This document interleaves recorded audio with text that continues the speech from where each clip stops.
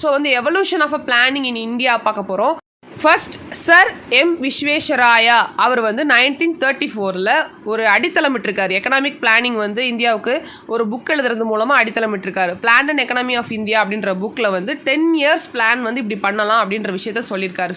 So Visvesvaraya தான் வந்து first ஒரு முன்னோடியாக இருக்கார் பிளானிங்க்கு. Next Jawaharlal Nehru 1938 national planning கமிஷனை வந்து கொண்டு வர்றாங்க.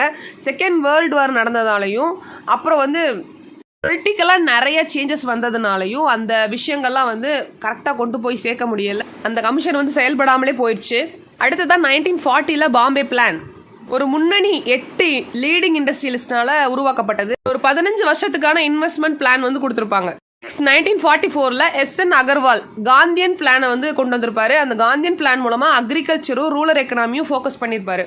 அதான் வந்து 1944. Next MN Roy 1945 people's plan அப்படின்னு கொண்டு வந்திருப்பாரு. அவரோட எய்ம் என்னன்னா ஒரு அக்ரிகல்ச்சர் ப்ரொடக்ஷனும் டிஸ்ட்ரிபியூஷனும் ஸ்டேட் தன்னோட கைவசமாக வச்சுக்கிறணும், ஸ்டேட் தான் வந்து எல்லாத்தையும் அதை கொடுக்கணும் மக்களுக்கு அப்படின்றத சொல்லியிருப்பாரு. அவரோட எய்ம் வந்து அதாக இருந்திருக்கும். ஸோ இது ரொம்ப முக்கியமான விஷயம். கவர்மெண்ட் ஸ்டேட் ஒன்லினா கவர்மெண்ட் தான் கையில் எடுத்துருக்கணும். இந்த பீப்புள் பிளான்ல இதுதான் எய்மா இருந்திருக்கு MN ராய்க்கு. ஸோ இவரை பற்றி நமக்கு நல்லா தெரியல. கான்ஸ்டியூஷனில் இவர் ஒரு முக்கியமான ரோல் ப்ளே பண்ணுவார் ஃபர்ஸ்ட் ஸ்டார்டிங்லே.